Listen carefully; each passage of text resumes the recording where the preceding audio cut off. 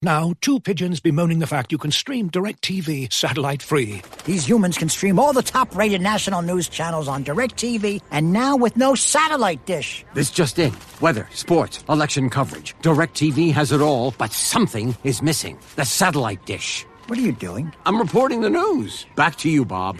Here's some news. You're a buffoon. Stream the top-rated national news channels. No satellite dish. Visit DirecTV.com. Internet required. Top-rated news based on 2023 Nielsen ratings. It feels like you can get your credit scores anywhere these days. Random websites, card statements, budgeting apps, heck, even your dog might bark out a few numbers. It's true. Credit Karma isn't the only place you can find them. But we actually do more with your scores to help you find your next financial opportunity. Like a more rewarding credit card, a game plan that helps you pay down debt faster, or a personal loan to help you save more on interest payments each month. Cha-ching! The possibilities are kinda endless. Download Intuit Credit Karma today to get started. Whether you're ordering wings for the game, whipping up a 7-layer dip, or ordering pizza, there's something about football that makes you want to eat. And this football season, Uber Eats has the best deals on game day food. No matter what you're craving, from 2-for-1 pizza to buy one, get one wings, Uber Eats will be dropping new deals each week, all season long. Uber Eats, official on-demand delivery partner of the NFL. Order now. Terms and conditions apply. See app for details.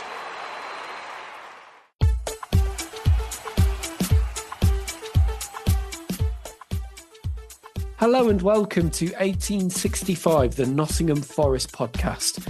I'm Steven Toplis. It's Friday, the 1st of November, and it's time for Friday 5. Over the next half an hour or so, we'll be taking a look at all the stories that have been making the headlines at the City Ground over the last 7 days.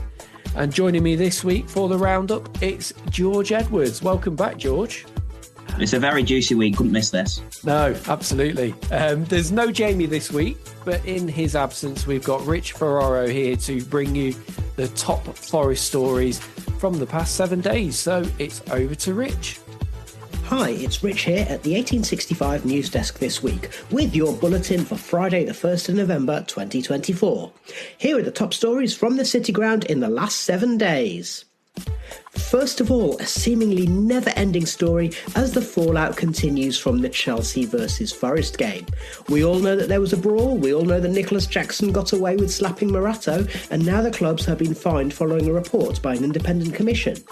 Chelsea got £40,000, but Forest were hit with a whopping 125k, with the reasoning being that this is the 6th such indiscretion by the Reds since the game against Derby in January 2022. Baz and I talked about the wider disciplinary issues earlier in the week, so do check your podcast archive. But it's also worth pointing out that Arsenal have never been fined to this extent, despite getting 4 fines in a season for player indiscretion. Also, that Enzo Maresca said that he is fine with players getting booked. And the Blues have breached the 5 booking threshold in a third of their matches so far this season. As I say seemingly every week, draw your own conclusions. Let's move on to a more positive story as Nuno Espirito Santo has been nominated for Premier League Manager of the Month following a highly successful October. Even more than that, Chris Wood and Matt Sells have both been nominated for Player of the Month.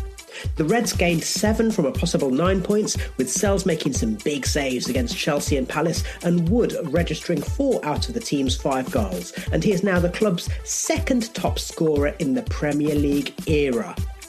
Meanwhile, Nuno's tactical acumen has had many journalists sitting up and taking notice of Forest as a Premier League force. Still on the subject of players and the manager, not only did Forest hold an open training session this week, but there was some really heartwarming footage released as Nuno and the players met Warriors United, a team for children and young adults with learning disabilities. Here's a clip. I love them. Ooh, I love them. With a lot of ketchup on it. Yeah. You're a nice man. You really are a nice man. Thank you, Joseph. Thank you. Hey. Thank you. In Thursday's pre-match press conference, Nuno did talk about the day, but he also looked forward to the weekend's game against West Ham. Naturally, confidence and morale are high, but the gaffer also reported that Morgan Gibbs-White, Chris Wood, Jota Silva and Elliot Anderson are carrying knocks. Moving on, a big story here as the club's owner Evangelos Marinakis is again at the centre of a storm. He is suing Irini Karapidis, the chair of Aris Thessaloniki, easy for me to say, for libel. The case alleges that Karapidis collaborated with Benjamin Netanyahu's former chief of staff Ari Haro to set up a website, social media account, a YouTube channel and 2 mobile billboards to spread anti-Marinakis messages, including the suggestion that the Forest owner is, or was, the leader of a criminal organisation called The System.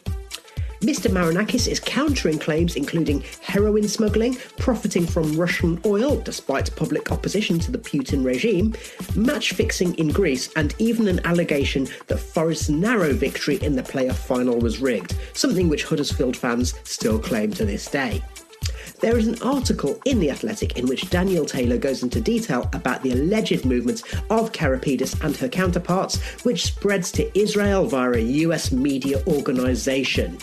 Marinakis' team have filed papers in New York and the High Court in London, and despite issuing no comment via the media, Karapidis is expected to contest the case. Phew. So let's end on something a bit more positive. Equally as serious though, we're really proud to announce that our very own Ellie Mollison is featured in a documentary by Sky Sports, We Are All Fans.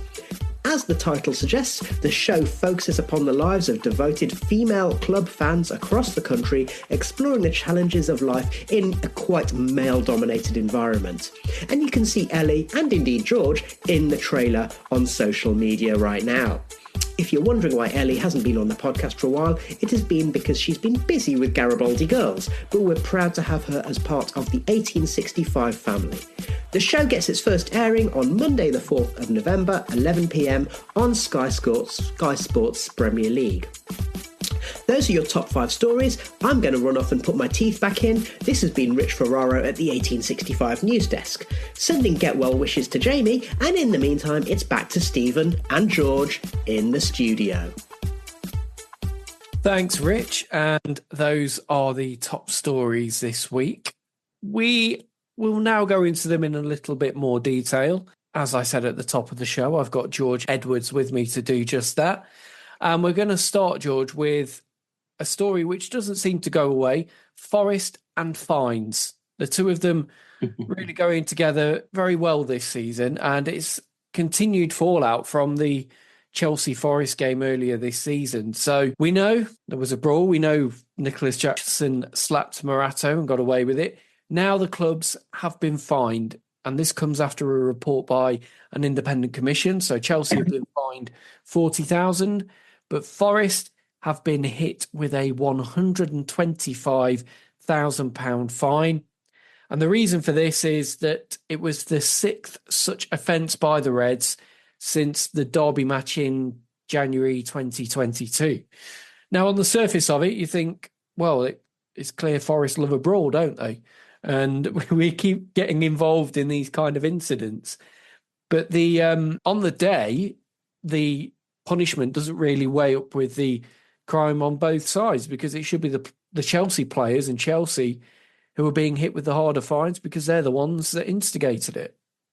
Yeah, 100%. I think it's the FA now that are dealing with all the charges, and I don't think they can hide their bias towards us in a negative way. I mean, obviously, all football fans are going to favour their own side and think that you're on the end of sort of bad luck. But I think even from the Brighton game where we were fined, Herzler, on the same day that Nuno was fined, when Rooney was fined, and Rooney was fined £5,500 and given a 1-match ban, Nuno was fined 10 times that and given a double the ban. Now, if you look at both the explanations to that, they were identical. The wording was exactly the same.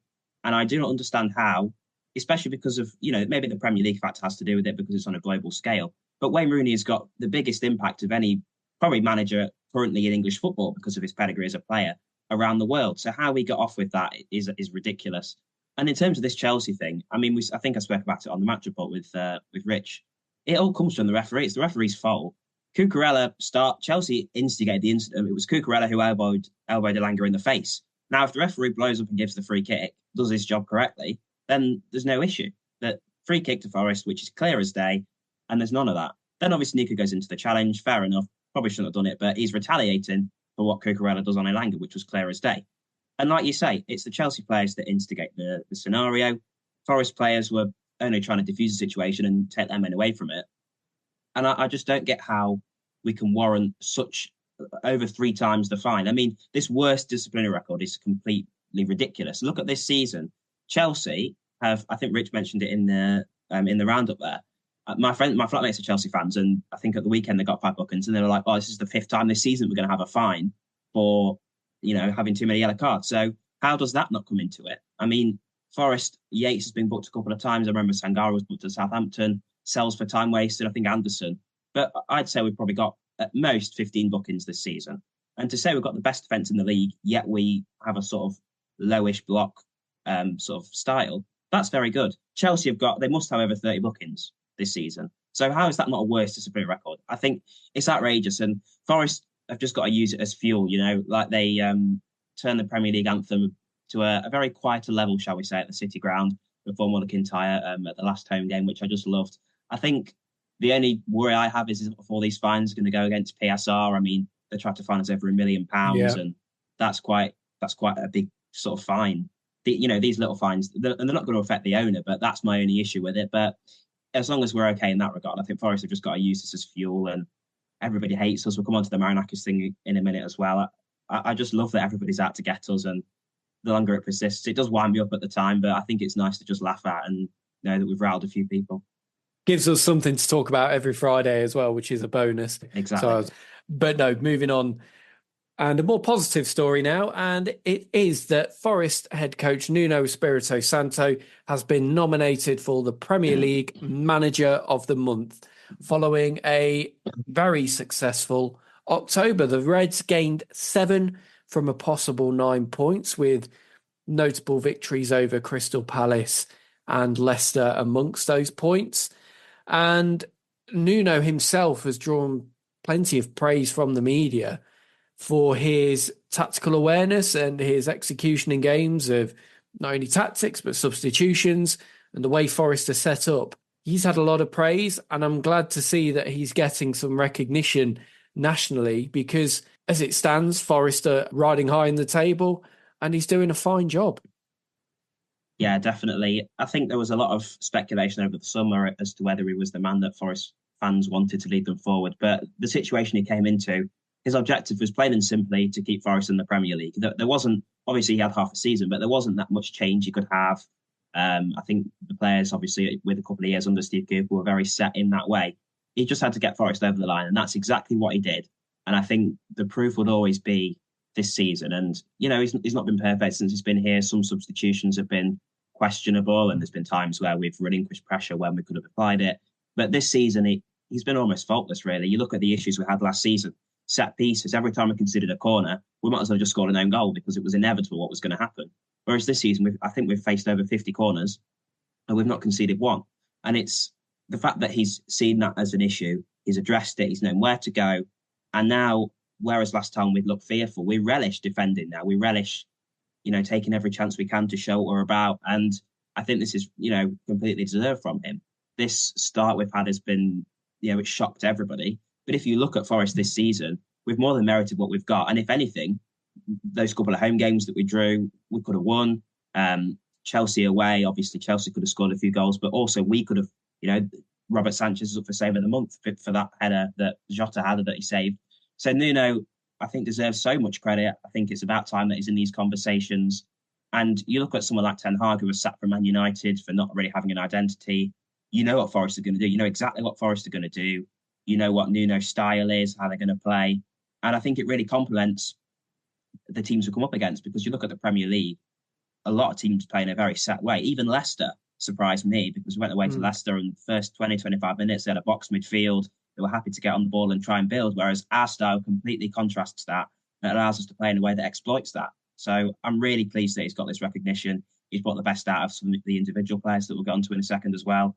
And it'll be a long shot for him to win the award, because there's been some strong performances. But I think it's between him and Herzler because of the calibre of opposition they've played, maybe compared to us. But, I'll be voting for him, and I really hope that he does well and gets in with a chance. And you've got until Monday, the 4th of November, at 12 noon to get your vote in for Nuno, so make sure you do. And as you mentioned, George, 2 Forest players have also been nominated for Premier League Player of the Month.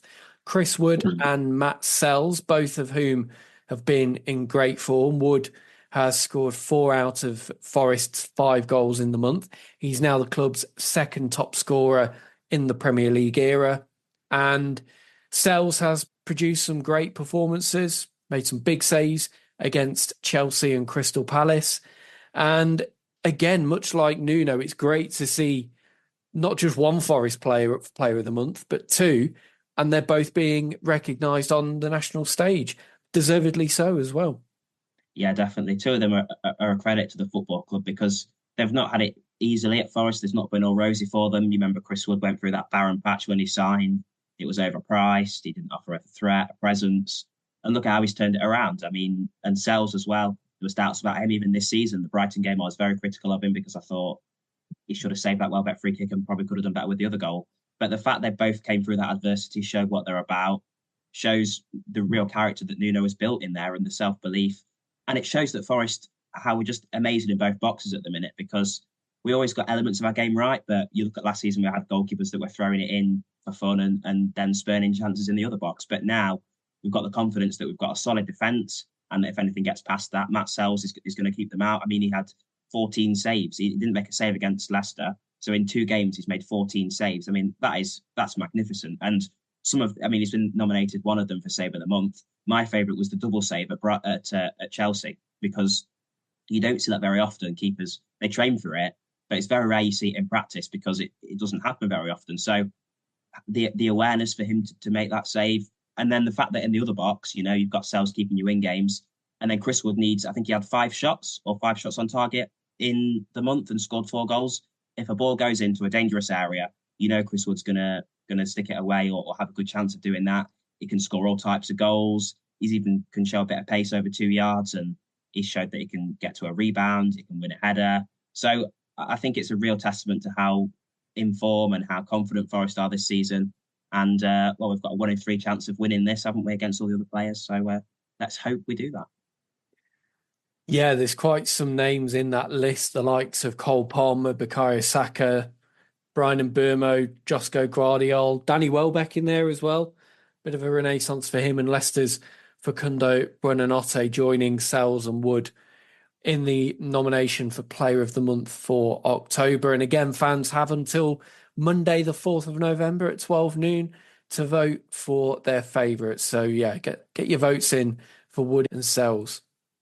Our next story then is quite a heartwarming one, actually. So this week, Forest held an open training session and invited fans to come along in half-term week, particularly young fans, to come down to the ground, get up close and personal to training and see how things are done behind the scenes. But also, Nuno and the players met Warriors United, a team for children and young adults with learning disabilities.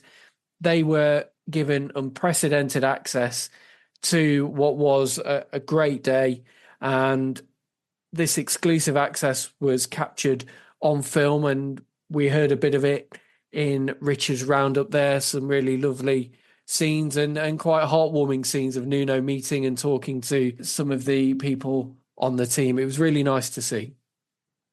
Yeah, it was. On the open training session first, I was very vocal about the hiking season ticket prices. So it's about time Forest found ways to recompensate that.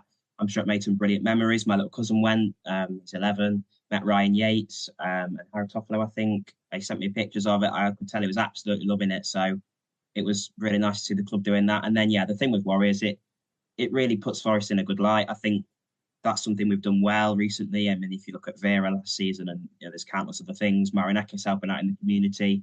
Nottingham is a united city. You even look at the rivalries between Forest and Notts. It's very friendly. And we've always been in it for each other. So I think the fact that this reflects on our football club, that everybody's invited to be involved in what Forest is doing, is a testament to the owner. It comes from the very top, something like that. He's going to have proved. I think it shows that the club's in a very good place, maybe even the most united that it has been since that promotion run, the most positivity, because these first the last story and this story has been all positive stuff about Forest, and within the club, obviously the external story in the first one wasn't. But yeah, I'm really happy to see the club doing that. I think they never forget who bases the support, and it is the people of Nottingham. So it's so nice to see them embracing all parts of the city, all parts of society, and long may it continue. This is something that the club really are getting right, and it certainly is appreciated by fans and the community as a whole. We'll take a short break at this point. We will be back with you after this.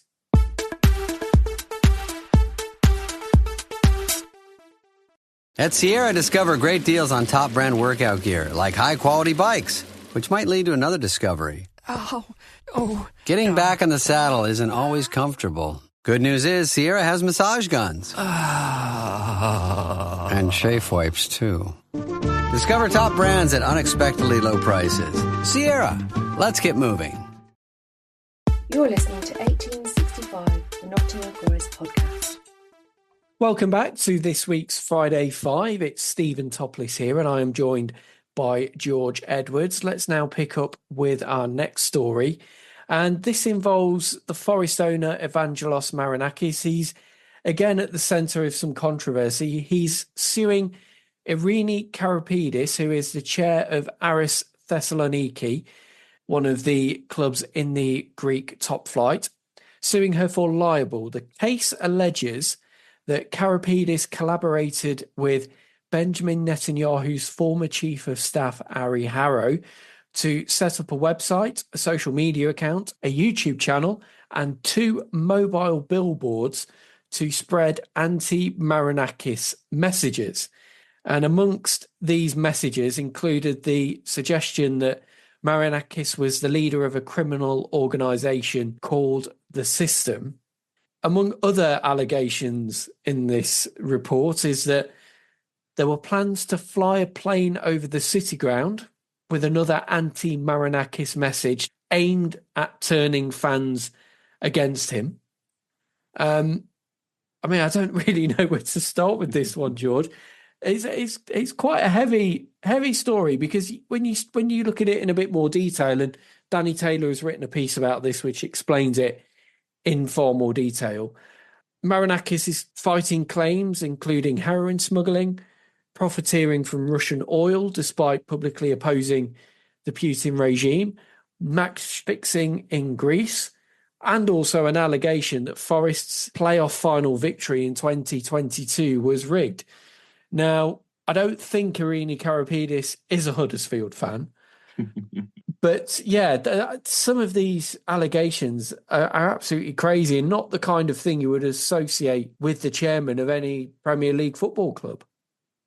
No, definitely not. Firstly, I find it hilarious that this person or these people have such a vendetta against him that they're setting up websites and campaigns and planning to pay money to fly planes over the city ground and things. I mean, he's ruffled a few fellas we know, but this is, to a new extent. I think we knew that he maybe wasn't the most cleanest of people. You look at his Wikipedia page, and I think the longest bit about it is the controversy section, and there's about 4 subsections of it. I don't think any of these stories are sort of new news, if you like, maybe the Russian thing. But yeah, we're not in a position really to, I think, have an illegal standing point. I mean, I sat through a 4-hour lecture on defamation and libel stuff today, and then this has came up. So maybe I'm in a position to comment on it, but I honestly don't know where it goes. I think unless they have actual concrete proof that Marinakis has done any of these things, which he's been acquitted loads of times for loads of allegations. So unless any new evidence comes to light, it's looking unlikely. And if obviously it is proved, then we might be looking for an owner, unfortunately, which might even happen if we get into Europe and the Olympiacos do, because you can't own 2 teams in Europe. So that might happen anyway. But I mean, we've always stood by Marinakis. We love what he stands for in terms of the city of Nottingham. And you look at the last owner that we had, it's the complete opposite. He is out there and he puts himself out there, and it's not a surprise, is it, when these stories come about? But I think he'll always have our backing, and we'll always stand by him. So let's hope that he gets a nice little settlement from this and he can invest that into the club.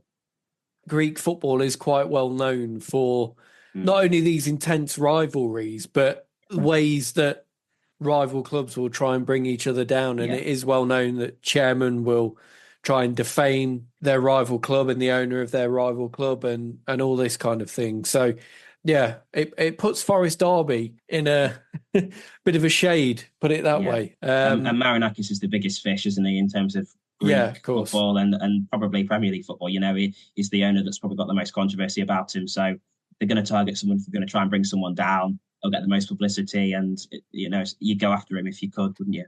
Yeah, and now he owns a Premier League football team as well. I think his profile will be even bigger. So, yeah, we'll wait and see what happens with that. But as I said, Danny Taylor has written a piece about this on The Athletic. So if you want to find out more about it and read a bit more detail into it, that's the place to go. So enough of court allegations and all kinds of defamation matters. Let's end on something more positive. Our very own Ellie Mollison is featuring in a documentary by Sky Sports. We are all fans, and it's a show which focuses upon the lives of female club fans across the country, exploring the challenges of life in what is a very male-dominated environment, even in the modern age. And you can see Ellie, and not just Ellie, but George in the trailer for this. You were saying to me just before we started, George, that this caught you by surprise, actually. Yes, I wasn't aware that my photo had been used on the front of this campaign. Ellie didn't ask my permission, so I'll be coming for you. I might sue you for libel or something. But no, yeah, it's a brilliant picture of me and Ellie at Arsenal away. And it's, you know, it's such a love. I'm happy to be part of it. I mean, I'm not part of the promotional video unless there's been some AI-generated interviewee of me. So hopefully that's not the case. But yeah, I'm really proud of Ellie. She's an inspiration really to female and any football fan. I remember when she was thinking about setting up Garibaldi Girls and me and her dad were giving her grief about the name she was thinking of. And that was only probably less than a year ago, or maybe a year ago, if that. But the fact that in a year or however long it's been set up for, and it's not much longer than a year, she's been able to have so much attraction to it on the big screens at the City Ground, so many people involved. And you look at the shift into women's football that Forest have shown this season in terms of, you know, giving them real recruitment. They're top of the league. They've I don't think they've lost a game this season. They're playing all the games at the City Ground. You know, that's came hand in hand with the rise of Garibaldi Girls. And, you know, I think football is, I mean, it's easy for me to say as a bloke, but it's probably one of the most welcoming places that it have in one of the most welcoming places that it ever has been. I mean, my grandma goes to football with me. I've been going with her for 10, 15 years now, and that's not really battered an eyelid. I think she still moans about the lack of women's toilets, but apart from that, it's a place that she feels comfortable in. So I think these campaigns are still needed because not everybody is there, but it's a real shift in the positive direction. So well done, Ellie. Keep doing what you're doing, and we're proud to be affiliated with you. Absolutely. And you can see the show when it gets its first airing on Monday, the 4th of November at 11 p.m. on Sky Sports Premier League. Well done, Ellie. So those are your top 5 stories. Before we wrap up, we'll just take a little look ahead to Forest West Ham on the weekend. And in Thursday's pre-match press conference, Nuno did talk about the match and the fact that confidence and morale in the squad is high, and you would expect it to be after the run that Forest have had recently. But Nuno also reported that Morgan Gibbs-White, Chris Wood, Jota Silva and Elliot Anderson are carrying knocks. Hopefully nothing too serious, because at least 2-3 of those players are vital to Forest's most recent form. And really you want to try and keep a settled team together and keep this really good run of form going. I was reading, actually, George, that Forest have the opportunity on Saturday to win 3 games consecutively in the Premier League for the first time since 1999. So there's a little bit of history on the line here. And against West Ham, it does feel like a good opportunity to pick up 3 points. Yeah, I don't think we should underestimate them, but you look at them this season, they're probably the opposite to Forest in that they signed Lopetegui. They were expecting drastic change from last season. And I guess they have got that, but it's in the opposite way. They've had some signings that have came in that haven't really worked. Fulcrook looked amazing in the Euros. I've barely seen him. Antonio's found a way to get back into the number 9, which he always seems to do. And apart from that the win against Man United at home that got Ten Hag the sack, they've not really looked promising. And that game was really billed as El Sakiko, and the one that would lose would get sacked. And that obviously turned out to be the case. So that could be a catalyst for them and a turning point. But Forest, I think we need this victory. I mean, obviously you need any victory, but the home form is the one blip this season, and we've got that win against Palace, but you'd want to back it up and have a bit of assurance that A, at home we can get points, and B, we can beat, a side that's, in the table they're not near us, but you'd probably say Forest and West Ham are average in terms of the positions they want to be in, the football that they play. So Forest, I think, should be confident they can take something off West Ham. I think we've got the depth to warrant that, and the only one that would worry me is Chris Wood, because he scored something like, I don't know, I'm making it up, but 65% of our goals this season. And what I would say is that when he's not scored, we have found ways to score. He couldn't hit a Ballon d'Or at Southampton, so Morgan stepped forward. Yates, obviously, with the opener at Leicester, but we do find ways to score without him. But if he's not involved in a game, I wonder how that dynamic works. But I think Forest have got to be confident that at home, in front of their own fans, in front of an underperforming side, they can pull off what it takes to win. So I'm confident we can get all the 3 points, but I'm not predicting us to win, because when I do that, we never win. Yeah. But looking forward to it nevertheless, and hopefully Forest can make it 3 Premier League wins on the spin on Saturday afternoon. That brings us to an end to this week's Friday 5. Thanks to George Edwards. Thank you as well to Rich for the news roundup. Thank you, listener, for joining us as well. We will be back with you in your feeds with our match report after the West Ham game, and we will also have later in the week our women's football show to come. So do stick around for that, and we'll see you next time.